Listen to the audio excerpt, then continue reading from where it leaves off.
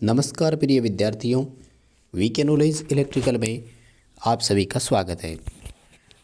दोस्तों, ITI second year के लिए चाहे वो किसी भी ट्रेड से हो, वर्कशॉप कैलकुलेशन एंड साइंस का ये हमारे पास क्वेश्चंस है और एक वीडियो हम इनका पहले आपको दे चुके हैं। काफ़ी इम्पोर्टेंट क्वेश्चन है, एग्ज़ाम पेपर इसी बुक में से बन रहा है। लगभग पिछले पेपरों में भी यहीं से क्वेश्चन आए थे, अब भी पूरी संभावना है यहीं से आ सकता है। वीडियो को कंप्लीट हमारे साथ लास्ट तक देखिएगा, सभी क्वेश्चन आपको विस्तार से एक्सप्लेन करके समझाएंगे। क्वेश्चन हिंदी और इंग्लिश दोनों भाषाओं में है, हम आसानी से इसे समझ पाएंगे। और अगर आपने पहला वीडियो नहीं देखा तो वो भी देखें, क्योंकि कुछ क्वेश्चन इम्पोर्टेंट उसमें भी है। आइए आज के क्वेश्चनों से शुरू करते हैं। दोस्तों, हमने 20 प्रश्न आपको प्रीवियस वीडियो में करवाए थे, अब आगे बढ़ाएंगे 21 नंबर क्वेश्चन से। लेकिन आगे बढ़ने से पहले आप सभी से निवेदन रहेगा, अभी तक आपने हमारा चैनल सब्सक्राइब नहीं किया तो चैनल को सब्सक्राइब कर लीजिए। इस वीडियो को अपने दोस्तों को फॉरवर्ड करें ताकि वो भी इसे देख सकें, हमारे साथ कनेक्ट हो सकें। और अगर आपको क्वेश्चन एक्सप्लेन करने का तरीका पसंद आई तो वीडियो को लाइक ज़रूर करें। आइए अपने प्रश्नों से शुरू करते हैं। तो नंबर 1 क्वेश्चन आपकी स्क्रीन पर है और प्रश्न कह रहा है कि कौन सी संरेखक प्रणाली मशीनों में तेल छेद को रोजगार। तो थोड़ा सा हिंदी इसका आगे पीछे हो गया, अगर आप इंग्लिश की तरफ ध्यान से देखें तो मुझे लगता है आप ज़्यादा अच्छा इसको समझ पाएंगे। प्रश्न कह रहा है कि होल के माध्यम से मशीन में ऑयल को एम्प्लॉय करता है, यानी पहुंचाता है, ऐसा कौन सा ल्यूब्रिकेशन सिस्टम है। दोस्तों, उस ल्यूब्रिकेशन सिस्टम का नाम है ग्रेविटी फीड सिस्टम। देखो, अभी हमने प्रीवियस क्वेश्चन में ही बात करी है कि जो ल्यूब्रिकेशन सिस्टम होता है वो 3 तरह का है, gravity feed, force feed, splash feed system. तो ये जो ग्रेविटी वाला है ना, ये अपने आप ही ऑयल जो है वो बूंद बूंद टपकता रहता है नीचे की तरफ, ग्रेविटी के साथ ये आता रहता है। आपको प्रश्न का ए उत्तर करना है। गुरुत्वाकर्षण फीड प्रणाली इसको बोलते हैं। काफ़ी अच्छा क्वेश्चन है, ये पेपर में देखने को मिल सकता है। आगे देखो, आपको एक डायग्राम दिखाया गया है और पूछ रहा है कि इस ल्यूब्रिकेशन सिस्टम का नाम क्या है। देखो, ये जो ल्यूब्रिकेशन सिस्टम है ना, इसकी पहचान क्या है कि ये एक ऑयल कप है या ऑयल टब बोल सकते हो, जिसमें ऑयल भरा हुआ है। और ये एक कॉटन या किसी का भी मान लीजिए बत्ती बोलते हैं इसको अपन, है ना। और यहाँ से ये नीचे की तरफ आ रहा है, जो धीरे धीरे ल्यूब्रिकेंट करता जाता है जिस भी सिस्टम में इसको डालना होता है। विक फीड प्रणाली बोलते हैं, हिंदी में इसको बत्ती प्रणाली बोलते हैं। ठीक है, बी ऑप्शन करना है, इंग्लिश में विक, हिंदी में बत्ती फीड सिस्टम इसका क्वेश्चन का आंसर रहेगा। अगला प्रश्न है, मशीन भागों में घर्षण को कम करने के लिए किसका उपयोग करते हैं। तो ये तो बहुत सिंपल हो गया ना, लेकिन क्वेश्चन बड़ा इंपॉर्टेंट है। इसी तरह के क्वेश्चन आते हैं। फ्रिक्शन को कम जो करता है वो ल्यूब्रिकेंट करता है, ध्यान रखना, ठीक है। ल्यूब्रिकेंट को हिंदी में संरेखक बोला जाता है।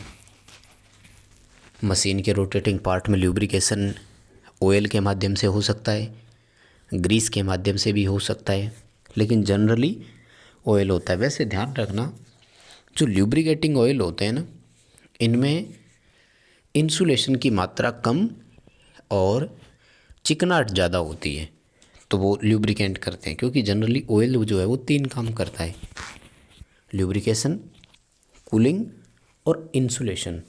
जैसे ट्रांसफार्मर का ऑयल है तो वहाँ ल्यूब्रिकेशन की कोई आवश्यकता नहीं है, वहाँ पर वो कूलिंग और इंसुलेशन देता है। अगला प्रश्न देखो, जो इंजन चलते भागों में संरेखक तेल का उपयोग करने का मुख्य उद्देश्य क्या है। प्रश्न तो वही है, लेकिन थोड़ी सी लैंग्वेज बदल गई है ना। इंग्लिश की तरफ पढ़ो, क्या कह रहा है। ये कह रहा है कि what is the main purpose of using lubricant in moving engine part. अब वो सेम प्रश्न हो गया, मशीन में दे दो लुब्रिकेशन, मशीन के मूविंग पार्ट या एक ही बात है, इंजन का मूविंग पार्ट, तो काम तो सेम ही हुआ ना। इसमें रिड्यूस फ्रिक्शन आएगा, घर्षण को कम करना इसका मुख्य उद्देश्य है। अगला प्रश्न देखो, सही कथन निम्न में से कौन सा है, ये पूछा जा रहा है अपन से।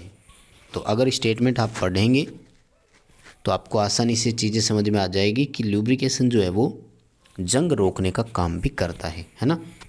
लुब्रिकेशन सील के रूप में काम नहीं कर सकता, लुब्रिकेशन ईंधन के रूप में काम नहीं करेगा, और फिल्टर के रूप में भी काम नहीं करेगा, है ना। लुब्रिकेशन में अगर डस्ट है, कोई मान लीजिए अशुद्धियाँ हैं, तो वो तो आती है, ऑयल में भी होती है। ये पार्ट जो मूविंग पार्ट होते हैं उन पर जंग नहीं लगने देता, उनको सूखने ही नहीं देगा, तो जंग कहाँ से लगेगा, है ना। ए ऑप्शन सही रहेगा, मोस्ट सूटेबल आंसर है। आगे देखो, प्रश्न पूछ रहा है कि लुब्रिकेशन बनाए रखने से मशीन की दक्षता पर क्या प्रभाव पड़ेगा। तो बहुत ईजी क्वेश्चन है ये तो। अगर प्रॉपर लुब्रिकेशन होगा तो एफिशिएंसी बढ़ेगी ना। मान लो बेरिंग में आप ग्रीस डालते रहे समय समय पर, तो बेरिंग कभी नहीं सूखेगा और मोटर कभी नहीं जलेगी, एफिशिएंसी में वृद्धि ही होती है। अगला देखो, प्रश्न कह रहा है स्नेहक के लिए उपयोग किए जाने वाले उपकरण का नाम क्या है। एक डायग्राम आपको दिखाया गया है और पूछ रहे हैं कि इस डायग्राम का नाम क्या है। देखो दोस्तों, ये जो है ना, यहाँ से क्या है, जैसे ये थ्रेड बनी हुई है, ये इस पार्ट में ऑयल भरा रहता है और ये ऑयल जो है बाहर सप्लेस होता है। अगर आप ध्यान से देखें तो इस पोर्शन को अगर हम घुमाएंगे तो ये कसा जाएगा, टाइट होगा और नीचे की तरफ बैठेगा, तो प्रेशर बढ़ेगा, है ना। प्रेशर बढ़ेगा तो बाहर जो लुब्रिकेशन है वो ऑयल निकलेगा। सी ऑप्शन सही है इसका। टी हैंडल प्रेशर गन है, यानी प्रेशर डालने वाली गन है जो टी हैंडल आकार की है, ठीक है। और आगे देखो, आपको एक फिर डायग्राम दिए और पूछा है कि which principle of lubrication can be employed, यानी आपको जो दिखाया है यहाँ वो किस प्रकार का लुब्रिकेशन सिस्टम है जो आपको यहाँ पर दिखाया है। तो बस पहचान हो जाएगी, देखते ही ध्यान रखना, ठीक है। इसको ग्रेविटी फीड प्रणाली बोला गया है। अब देखो, आपने तीनों एक तरह से अलग अलग देख लिया। ये ग्रेविटी वाला है, इससे पहले ये डायग्राम आया था, ये कहलाता है विक फीड वाला, और अब एक रह गया सप्लेस वाला, जो कंटिन्यू सप्लेस करता है एक दूसरे के ऊपर जो डाला जाता है वो, है ना। और आगे क्वेश्चन है which way the coolant act as a lubricant, यानी किस सिस्टम में, या यूँ कहें कि किस तरह से एक शीतलक जो होता है वो स्नेहक के रूप में भी काम कर सकता है। यानी कूलेंट, थोड़ा सा इसने क्वेश्चन गलत पूछा है, खैर सवाल तरीका सही नहीं है। ये यूँ कह रहा है कि एक लुब्रिकेंट कूलेंट के रूप में काम कब करेगा। कूलेंट के रूप में होता है कि अगर वो हीट जो है उसको समाप्त कर दे, हीट को खुद अगर ऑब्जर्व कर लेता है। कोई भी लुब्रिकेशन है, जैसे ऑयल ही है, तो ऑयल खुद गर्म हो जाएगा।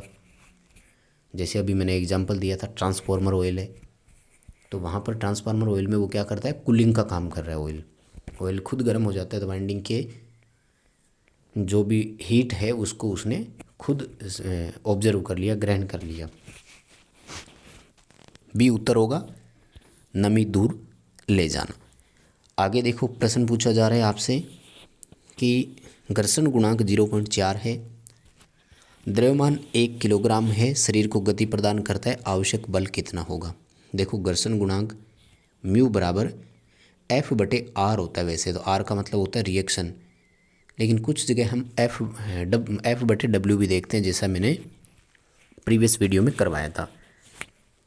यहाँ हमसे फोर्स पूछा जा रहा है, आवश्यक बल, तो म्यू इंटू वेट कर देंगे, और म्यू देखो कितना है, 0.4, ठीक है। अब थोड़ा सा यहाँ देखो कि 1 किलोग्राम के बराबर 10 न्यूटन है। ऑप्शन सारे न्यूटन में दिए हुए, इसलिए आपको क्या करना है कि इस किलोग्राम को न्यूटन में बदलना है। 10 से और मल्टीप्लाई कर देंगे, यानी 1000 से ना करके 10,000 से मल्टीप्लाई कर देंगे। 0.4 को 10,000 से मल्टीप्लाई करोगे तो 4000 न्यूटन जो है आपका इसका उत्तर आ जाएगा। ए ऑप्शन आपका यहाँ पर बिल्कुल सही रहेगा। और अगला प्रश्न भी इसी तरह का है, अगर आप कैलकुलेशन करोगे तो आंसर इसका भी आ जाएगा। यहाँ प्रश्न आपसे कह रहा है कि 30 न्यूटन का बल है, 35 किलोग्राम का द्रव्यमान है, घर्षण गुणांक ज्ञात करना है। तो वही म्यू बराबर F/W करना है। आ जाएगा उत्तर। फोर्स दिया हुआ है, ठीक है, बल दे रखा है 30 न्यूटन का और द्रव्यमान है 35 किलोग्राम का। तो यहाँ पर वेट जो है ना उसको द्रव्यमान मानना है, 35 आएगा। और 30 न्यूटन जो है आपका ये है, लेकिन इसको किलोग्राम में रखना होगा, ठीक है। तो 10 न्यूटन बराबर 1 किलोग्राम हो रहा है, तो 30 न्यूटन में 3 किलोग्राम हो जाएगा। 3/35 कर देना, उत्तर आएगा 0.0857। कैलकुलेशन करके उत्तर का मिलान कर लेना। खैर क्वेश्चन लगभग एक है, मतलब ये जो तीनों प्रश्न है ये आपके म्यू बराबर F/R, मतलब इसी फॉर्मूले से है, ठीक है ना। तो कुल मिला करके आप इसको मुझे लगता है कि कर पाएंगे, ठीक है। और आगे देखो सवाल पूछ रहा है, तो मैं आपको इसके 2 फॉर्मूले पहले से ही बता देता हूँ, सारे सवाल इसी से हो जाएंगे। आपको ये क्वेश्चन देखने इसके मैं फॉर्मूला बता देता हूँ। देखो जो रिएक्शन होता है ना R, वो होता है W × cos फाई के बराबर, और जो फोर्स होता है हमारा बल वो होता है W × sin फाई के बराबर। बस ये 2 आप याद रख लो। अगर ये 2 याद रहेंगे तो अगले ये 3 से 4 प्रश्न जो है आप इनमें कर पाएंगे, ठीक है। ये जितने भी क्वेश्चन हैं मैं सबको स्किप करवाऊंगा, आपको स्क्रीनशॉट लेकर रखें, इनका आंसर देख सकते हैं आप सभी। न्यूमेरिकल है, पेपर में देखने को मिल सकते हैं, काफ़ी बड़े न्यूमेरिकल है। अगर सॉल्व करवाएंगे वीडियो लंबा हो जाएगा और बड़े वीडियो को आप देखते नहीं हो, ऐसा भी जनरली मैंने देखा है, ठीक है। तो अब अपने इसमें मॉड्यूल 2 शुरू हो जाएगा, सेंटर ऑफ ग्रेविटी वाला। तो उसके क्वेश्चन आपको अगले पार्ट में, अगले वीडियो में देंगे, है ना। अभी के लिए बस इतना, और इसको 2 वीडियो में कंप्लीट अपन ने कर दिया। वीडियो लाइक कर देना, चैनल को सब्सक्राइब कर लेना, वीडियो दोस्तों को शेयर ज़रूर कर देना।